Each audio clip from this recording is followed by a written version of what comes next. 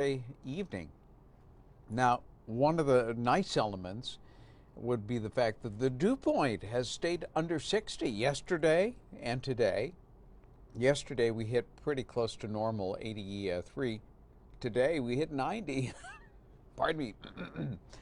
I was eating my dinner early, so I was telling the web producer I've got a sandwich kind of sort of caught in my throat. So I'll pardon myself once ahead of time going into this live stream. At any rate, the dew point low, or at least under 60, that's where we start feeling the tackiness of the air. And we hit 90. That 90-degree temperature is the sixth time this year that we've hit 90, and that's a little unusual. We've only had 6 years since 1988 that we've accumulated 6 90-degree days this early in the season. All right. We are also running below normal rainfall, but we may catch up at least a little bit tomorrow. Here we go.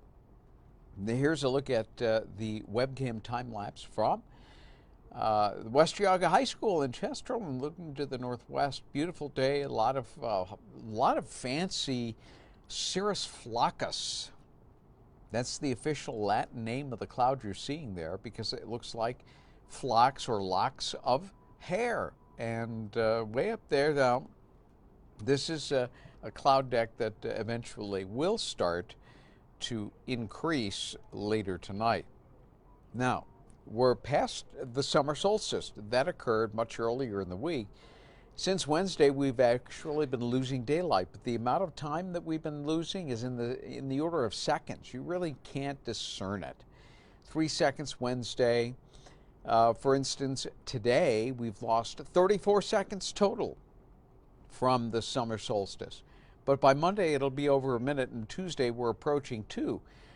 But that is still so small that it is going to be not discernible to most folks until you start getting into late July.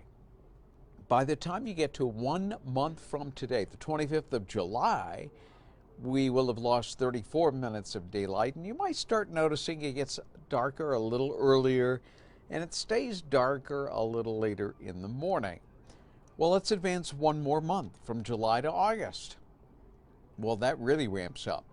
By the end of August, you know you're at the end of August, because we will have lost 1 hour, 45 minutes of daylight. And by September the 25th, just past the midpoint, or the autumnal equinox, we will have lost 3 hours and 9 minutes of daylight.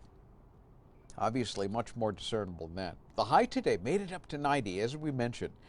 And this was the date in 1988. It was my first summer here in Northeast Ohio. We hit 104 degrees.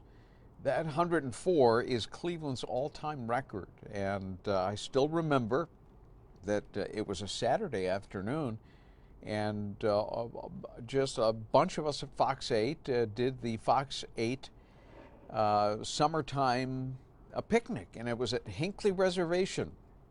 And Dick Goddard was there. I was monitoring weather radio at the time. Heard it was 104, and I told Dick, "Hey, Dick, we hit 104." And he said, no. I said, "Yes, Dick, we hit 104. And then he paid attention. I said, "Dick, we hit 104, third time." He said, "Really?" So I'll always remember that. Nowhere close to that today. But we were kind of toasty. Akron, Fulton, 88. That's the warm spot with Ashtabula. 78 at Burke Lakefront Airport. By the way, we're going to see the humidity start to come up as this cold front approaches late tonight and tomorrow. That will increase the risk of showers, maybe a couple of thunderstorms, before we see the transition back to cool and comfortable. Good sleeping will return. But notice the ramp up, the chance of precip will be the highest around 2 o'clock tomorrow afternoon or Sunday afternoon, and then a quick drop off. And then by Monday, we'll be back to dry, cool, and comfortable. Increasing clouds, a quiet, warm night tonight. South wind 3 to 8, 68, the overnight low. It's going to take a while to get that cool. By the way, tomorrow it will be more humid. The cloud cover will be a bit more prevalent, and we'll start seeing periodic showers, maybe a couple of thunderstorms, and I'm really hopeful for you because we're 1 inch below normal for the month of June. We could really use that 1 inch in places. It won't be everywhere, but some backyards will fare with that potential possibility, 85. And notice what happens as we go down the road to Monday and Tuesday. We cool off, dry out, 50s.